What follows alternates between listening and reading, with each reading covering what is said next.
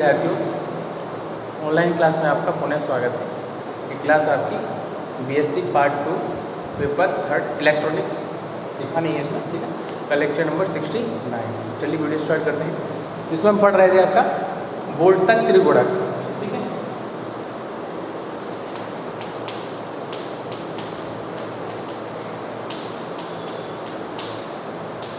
Electronics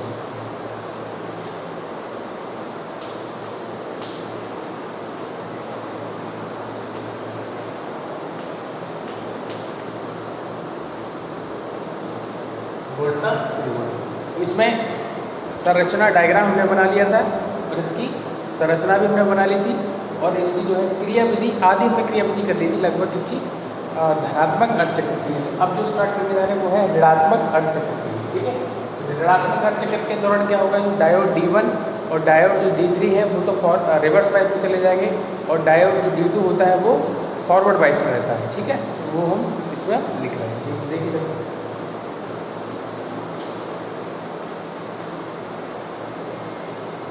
ऋणात्मक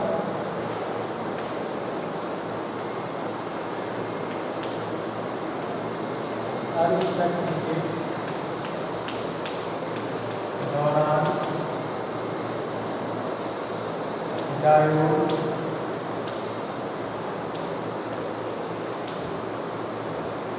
D1 तथा D3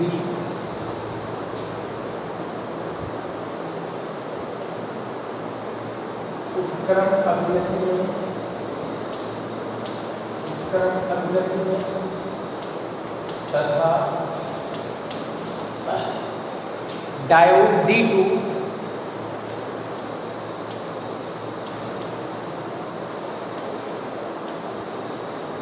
अग्र अभिनति में कार्य करता है।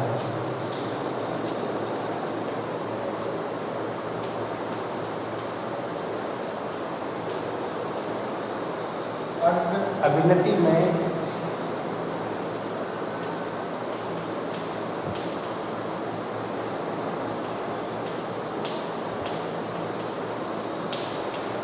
कार्य करता है।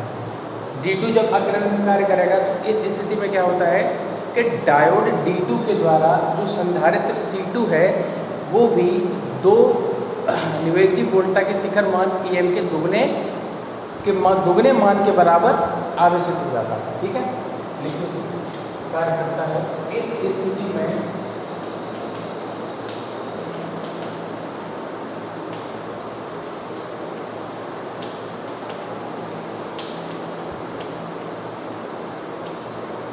डायोड D2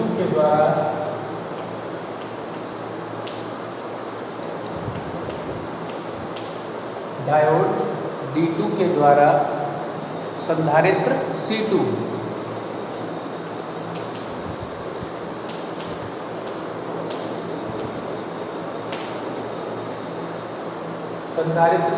को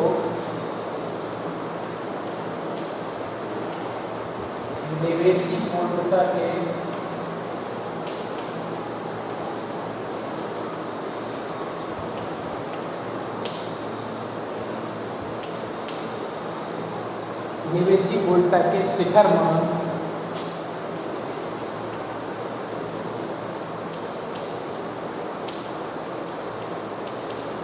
EM के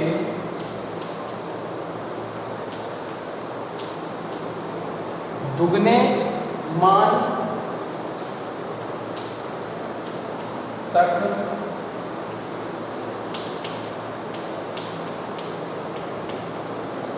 आवेशित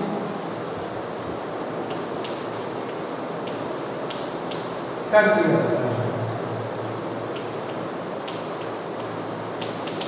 दुगने मान तक आवेशित कर दिया जाता है। अब देखो धनात्मक अर्धचक्र के दौरान D3 C3 को करता है 2EM तक और जो C1 संधारित्र है वो डायोड D1 के द्वारा EM वोल्टेज तक आवेशित हो जाता है, ठीक है। तो चित्र में अगर जरा देखेंगे तो चित्र से स्पष्ट है कि डायोड D1, D3 और D2 के द्वारा जो लोड प्रतिरोध RL है उस पर कुल तुल्य वोल्टता जो है निवेशित वोल्टता के शिखर मान EM के तिगुने के बराबर प्राप्त होती है। अतः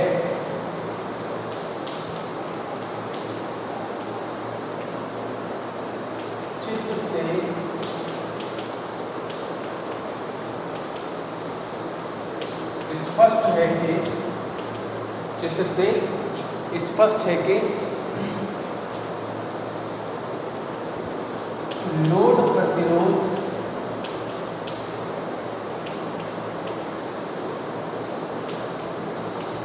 RL पर तुल्य वोल्टता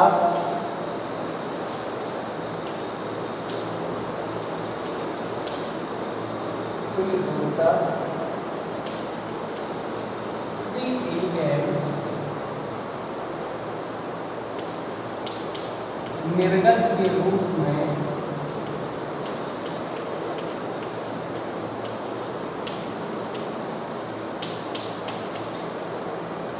प्राप्त होती है। निर्गत के रूप में प्राप्त होती है। ये हो गया आपका वोल्टेज ट्रिपलर, वोल्टता त्रिकोण। ठीक है, इसको लिख लेंगे, उसके बाद फिर आगे बढ़ते हैं।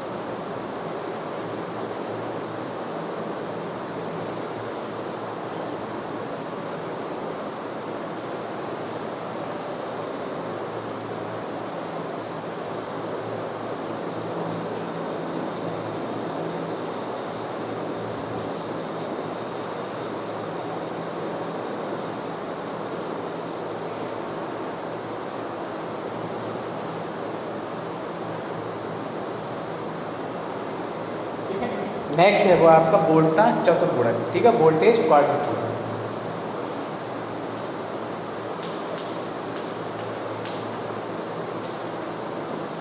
वोल्टता चतुर्गुणक। ठीक है, इसका डायग्राम बनाएंगे।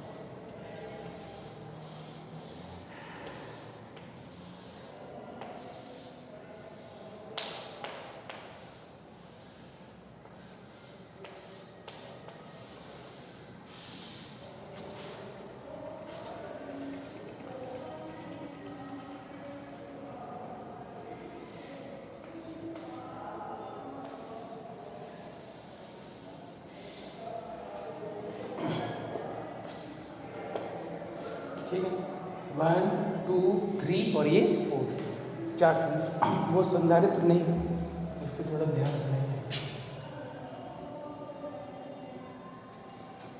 ठीक है,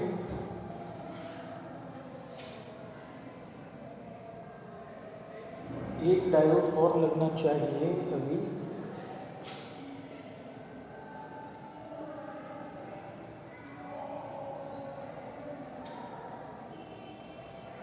इधर हो रहा है एक।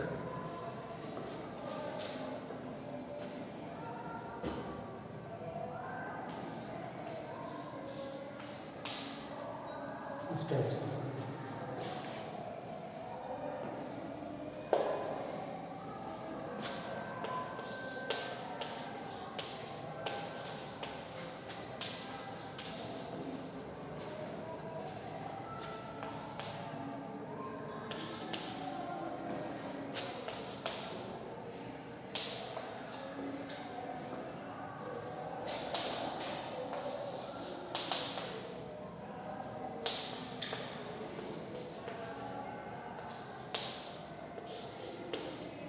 S1 S2 ये हो गया, ठीक है। ये आपका वोल्टा चतुर्गुणक का यानी क्वाड्र पोलर का परिपथ चित्र है, ठीक है। इसको बनाइए।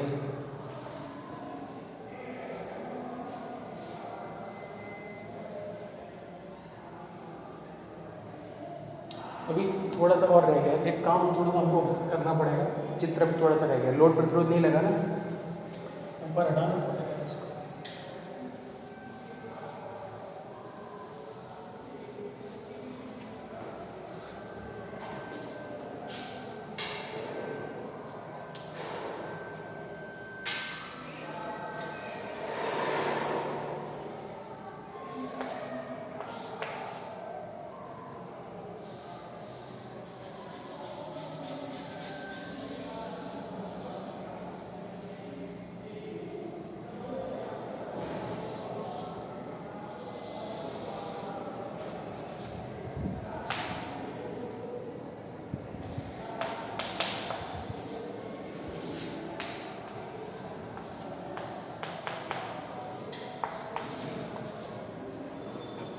अब हो गया कंप्लीट, अब बनाइए इसको।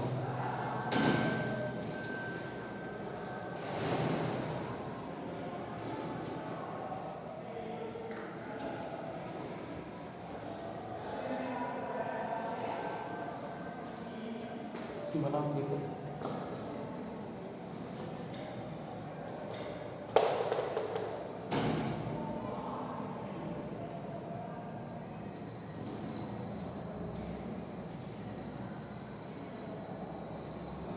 देखिए जरा, समझिए कार्यविधि समझिए। ऊपर चित्र से ही क्लियर हो गया होगा कि किस प्रकार की कार्यविधि है। इधर का पार्ट दिष्टकारी की तरह है, ठीक है। रेक्टिफायर ट्रांसफार्मर ले लिया, ठीक है। और ये आपका चार तो आपको इसमें अपघटनी संधारित्र चाहिए होते हैं, 1 2 3 और ये 4, और चार ये आपको डायोड चाहिए होते हैं, सेमीकंडक्टर डायोड बोल दीजिए चाहे पीएन डायोड, ठीक है। उनको इस प्रकार से आप समायोजित कर लेते हैं। धनात्मक अर्धचक्र के दौरान जरा देखिए, ये प्लस होगा और ये क्या हो जाएगा, माइनस हो जाएगा, ठीक है। तो जब ये प्लस होगा तो ये और ये डायोड किस में चले जाएंगे, फॉरवर्ड में। ध्यान से देखिए, ये डायोड और ये डायोड किस में चले जाएंगे, फॉरवर्ड में, और ये डायोड और ये डायोड किस में चले जाएंगे, रिवर्स में। तो इन दोनों डायोडों के द्वारा ये डायोड C1 को चार्ज करेगा और ये डायोड किसको चार्ज करेगा, C3 को चार्ज करेगा, ठीक है। तो इस केस में क्या होता है कि जब धनात्मक अर्धचक्र के दौरान डायोड D1 और D3 अग्रवृत्त में तथा D2 और D4 उत्क्रमवृत्त में कार्य करते हैं, जिससे संधारित्र C1 डायोड D1 के दौरान कितने लिखा EM तक चार्ज होगा। ये केवल पहला वाला संधारित्र कितने तक, क्योंकि इसके आगे केवल यही वोल्टेज है जो इस ट्रांसफार्मर की दूसरी कुंडली पर उपस्थित है, उतनी ही मैक्सिमम वोल्टेज से इसको चार्ज किया जा सकता है डायोड के द्वारा, ठीक है। इसके पास इसकी वोल्टेज आ जाती है और इसके ऊपर जो उपस्थित वोल्टेज होगी वो आ जाती है। तो इसके द्वारा जो C2 चार्ज होगा जब भी होगा, ठीक है, या फिर इसके द्वारा जो C3 चार्ज होगा इसमें धनात्मक अर्धचक्र के दौरान, तो इसके द्वारा जो C3 चार्ज होगा वो 2EM तक ही होगा, ठीक है। ऐसे ही D4 के द्वारा जब C4 चार्ज होगा जब भी, चाहे धनात्मक अर्धचक्र के दौरान हो चाहे ऋणात्मक अर्धचक्र के दौरान, वो भी कितने 2EM, और ये भी 2EM और ये भी 2EM। तो इन दोनों का जो औसत वोल्टेज होगा कितना निकलेगा, 2, ऐसे देख लो, 2 + 2 + 2, ठीक है। कितना आ जाएगा, 2 2 2, ठीक है। तो इस प्रकार से इनका जो निकलता है औसत वोल्टेज लगभग 3 वोल्टेज इतना कितना आता है, निवेशी वोल्टेज के शिखर मान के इतने के बराबर आ जाता है, ठीक है। तो उस केस में ये 3M और ये EM ये आता है। तो यहाँ फिर इसको मिला के लोड प्रतिरोध को कुल जो वोल्टेज कितनी मिलती है आपको, वो मिलती है आपको 4EM, इसीलिए इसको क्या बोलते हैं, वोल्टा चतुर्गुणक बोला जाता है, ठीक है। चित्र बना लिया होगा इसको, ठीक है। तो इस प्रकार से इस लोड प्रतिरोध RL पर आपको कितने तक, यानी कि कुल जो वोल्टा मिलेगी कितनी मिलेगी आपको, वो मिल जाएगी आपको 4EM वोल्टा, ठीक है।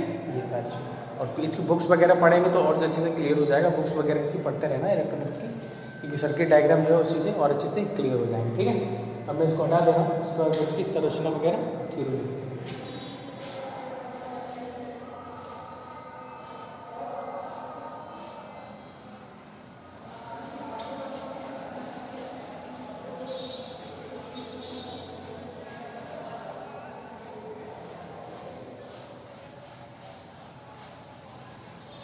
देखिए संरचना पहले निकालते हैं, संरचना।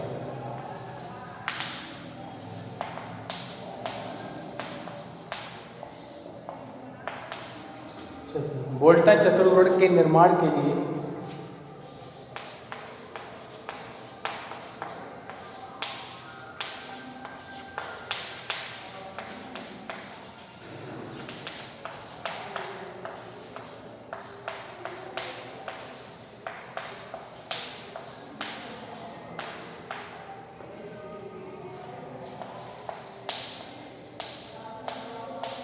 वोल्टा चतुर्भुज के निर्माण के लिए क्या होता है कि 4 अपघटनी संधारित्र,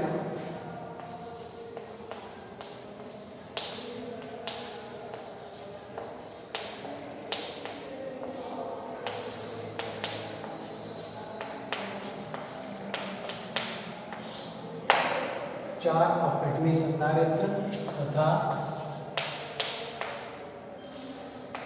4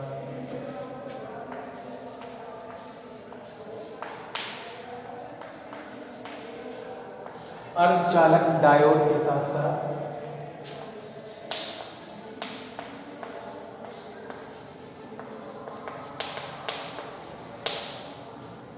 ट्रांसफार्मर तथा लोड प्रतिरोध RL का प्रयोग किया जाता है।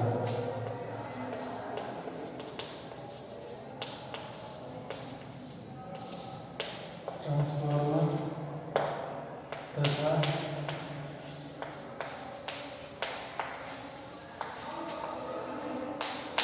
लोड RL का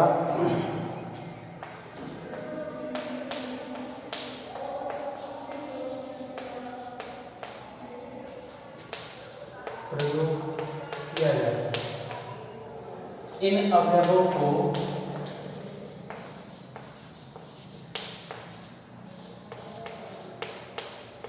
क्या करते हैं, उपरोक्त परिपथ क्षेत्र के अनुसार समायोजित किया जाता है। इन अवयवों को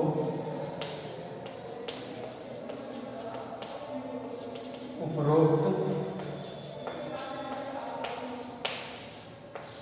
परिपथ चित्र के अनुसार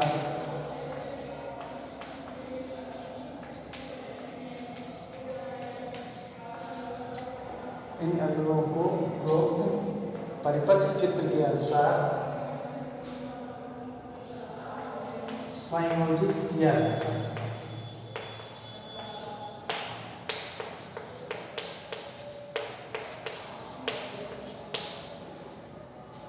ठीक है, ये तो हो गई इसकी संरचना शॉर्ट में। लॉन्ग करने का तरीका मैंने आपको कल बताया था किस प्रकार लॉन्ग करोगे। तो ये लिख दो C1 की पहली प्लेट D1 के P भाग से, D2 की पहली प्लेट C2 के दूसरे भाग से, पहले भाग से। इस प्रकार से अगर आप करोगे 4 डायोड है, 4 संधारित्र, काफ़ी लंबी चीज हो जाएगी। ठीक है, इतना नहीं करना, केवल जो है इतना शॉर्ट में कर लिया, कई सारे हम कर चुके हैं इसमें। ठीक है, तो ये आपको करना है इसमें। चलो इसको नोट कर लो, उसके बाद फिर इसकी कार्यविधि से आते हैं। ठीक है, चलो इसको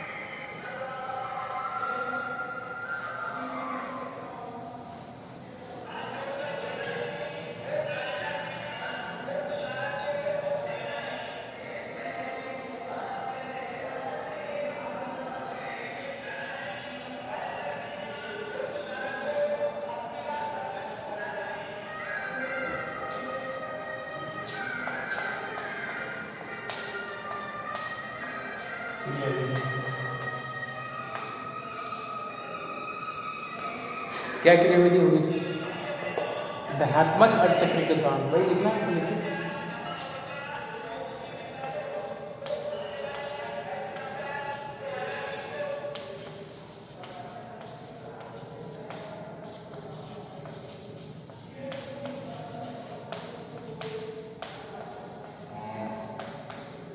धनात्मक अर्धचक्र के दौरान की जगह अंतर्गत भी लिख सकते हो। धनात्मक अर्धचक्र के दौरान द्वितीयक कुंडली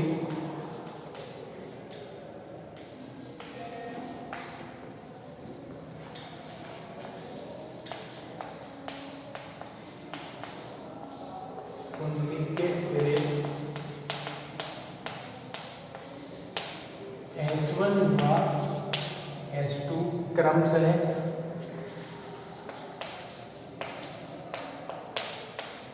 S1 व S2 क्रमशः किस पे होते हैं? उच्च विभव तथा निम्न विभव पर होते हैं।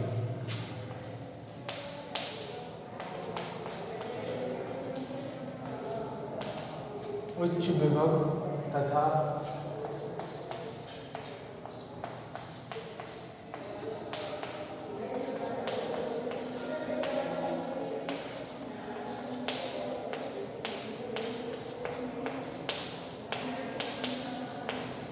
निम्न विभव पर होते हैं। अब क्या होगा? D1 और D2 चले जाएंगे अग्रभाग में, ठीक है, जिससे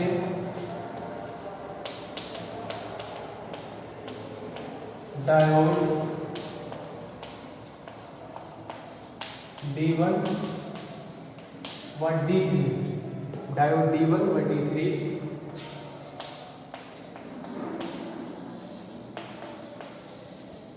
अग्र अभिनति में, डायोड D1 व D3 अग्र अभिनति में, जबकि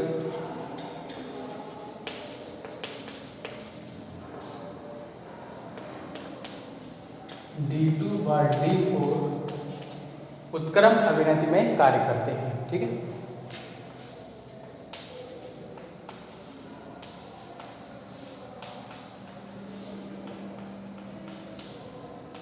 उत्क्रम अभिनति में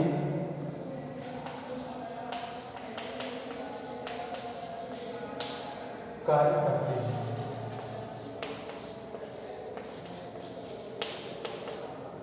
उत्क्रम अभिनति में क्या करते हैं? कार्य करते हैं। अब इस स्थिति में संधारित्र C1 इस स्थिति में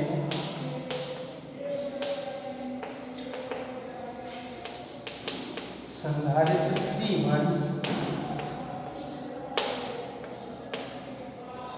C1 डायोड, अब डायोड बार बार नहीं लिखेंगे, संधारित्र C1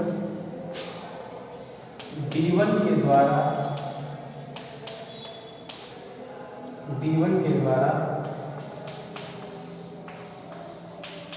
निवेशी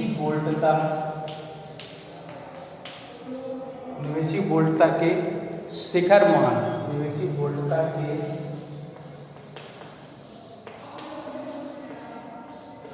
शिखर मान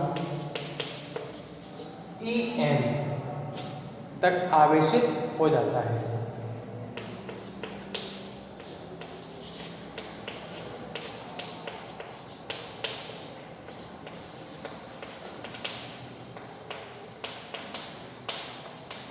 जबकि संधारित्र C3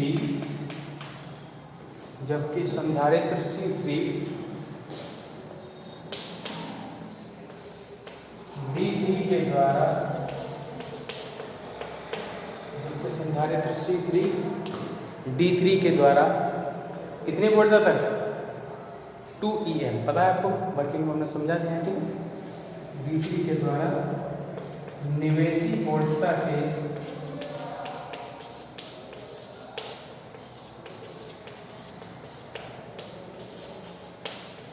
वोल्टता के शिखर मान के दुगने, निवेशी वोल्टता के शिखर मान के दुगने मान के बराबर, शिखर मान के दुगने के बराबर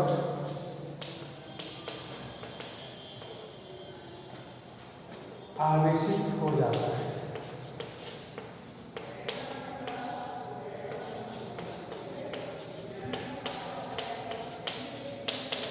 आवेशित हो जाता है। ये तो रही किसकी, धनात्मक अर्धचक्र की बात, ठीक है। तो अब हम इसके बाद फिर किसकी बात करेंगे, ऋणात्मक अर्धचक्र के लिए, ठीक है। इसको नोट करो आप।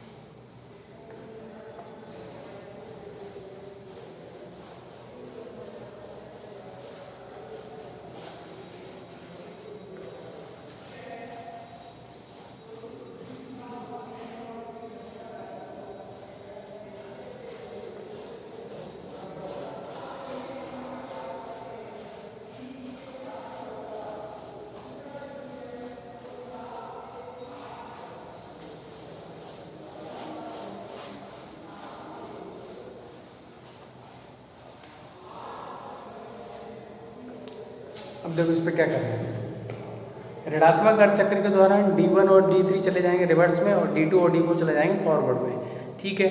तो D2 के द्वारा जो C2 चार्ज होगा वो भी 2em तक होगा, और D4 के द्वारा जो C4 होगा वो 2em तक होगा। ये आपको उसमें लिख देना, ठीक है। उसके बाद अतः स्पष्ट है कि लोड, चित्र से स्पष्ट है कि लोड प्रतिरोध पर जो कुल वोल्टता होगी वो निवेशी वोल्टता के शिखर मान के 4 गुने के बराबर होती है। बस इतना आपको और ये करना है, कुछ नहीं करना। ये काम आपको खुद का है, इसको आप सॉल्व करोगे, ठीक है। उसके बाद जो है नेक्स्ट टॉपिक में, नेक्स्ट वीडियो में लेके चलते हैं। Okay, thank you.